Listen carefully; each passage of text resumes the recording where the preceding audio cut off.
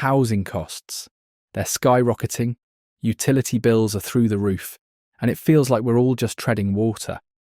But what if I told you there are simple ways to slash those expenses without sacrificing your quality of life? Oh, now that's something I'm sure our listeners would love to hear more about. It seems like everyone's feeling the pinch these days when it comes to housing and utilities. Absolutely.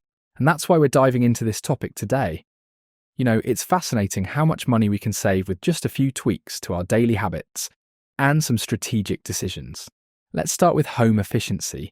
It's not just good for your wallet, it's great for the planet too. That's so true. I've heard a lot about energy efficient appliances lately. Are they really worth the investment? Well, here's the thing. Energy efficient appliances might cost more upfront, but they can lead to significant savings over time. Wow, that's a substantial difference. But what about for those who aren't in the market for new appliances? Are there other ways to improve home efficiency? Absolutely. One of the most effective ways is proper insulation. Did you know that about 25 to 30% of heating and cooling energy used in homes is due to heat gain or loss through windows? Adding weather stripping around doors and windows, sealing gaps and insulating attics can make a huge difference. Oh, that reminds me of when I first moved into my current place. It was like living in a drafty old barn. The heating bills were astronomical. I can imagine. So what did you do to address the problem? Well, I started by adding weather strips around the doors and windows. It's amazing how much of a difference that made. I also sealed up some gaps I found and added insulation to the attic. Now my heating and cooling systems don't have to work nearly as hard to keep the place comfortable. That's fantastic.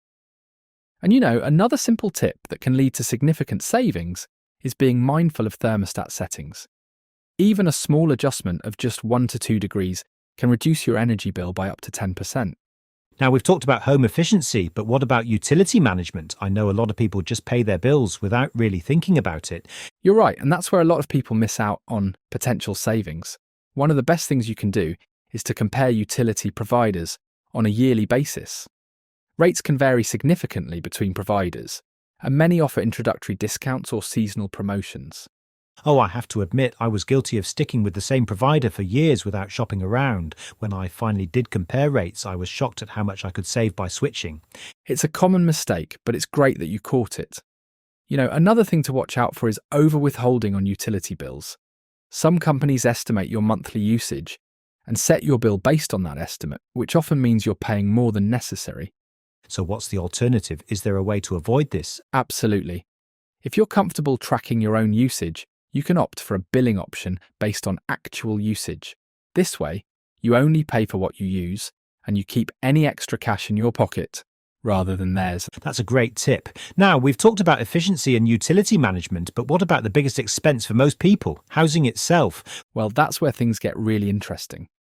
Housing costs can eat up a huge chunk of our income, but there are ways to reduce those costs, especially for young adults or anyone looking to save money. One option that's becoming increasingly popular is house sharing. Roommates. I remember those days. It can be a great way to cut costs, can't it? That's a substantial saving. And, there are even more creative options out there. I've heard of people renting rooms in exchange for helping out around the house or property. Exactly. And I think that's really the key takeaway here. Whether we're talking about home efficiency, utility management, or housing arrangements, it's all about being proactive and willing to make changes.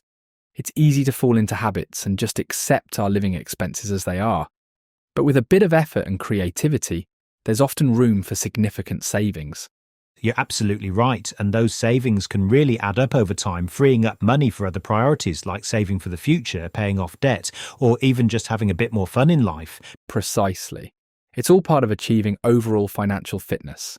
These might seem like small changes, but they can have a big impact on your financial health in the long run. And there's something empowering about taking control of these expenses. It's like you're reclaiming a part of your budget that you might have thought was fixed. Well, I don't know about you, but I'm feeling inspired to take a closer look at my own housing and utility situation. I think I might have some weather stripping to do this weekend. That sounds like a great plan. And for our listeners out there, we hope this discussion has given you some ideas for managing your own housing and utility costs more effectively. Remember, every little bit helps. Even if you just implement 1 or 2 of these strategies, you could see a noticeable difference in your expenses over time. I'd say the biggest takeaway is that small changes can lead to big savings. Whether it's adjusting your thermostat, sealing drafts, or considering house sharing, every action counts. What about you? For me, it's the importance of being proactive. Don't just accept your housing and utility costs as fixed expenses. There's almost always room for improvement if you're willing to put in a little effort. Well said. And on that note, we'll sign off for today. Thanks for tuning in. Until next time, keep saving and stay financially fit.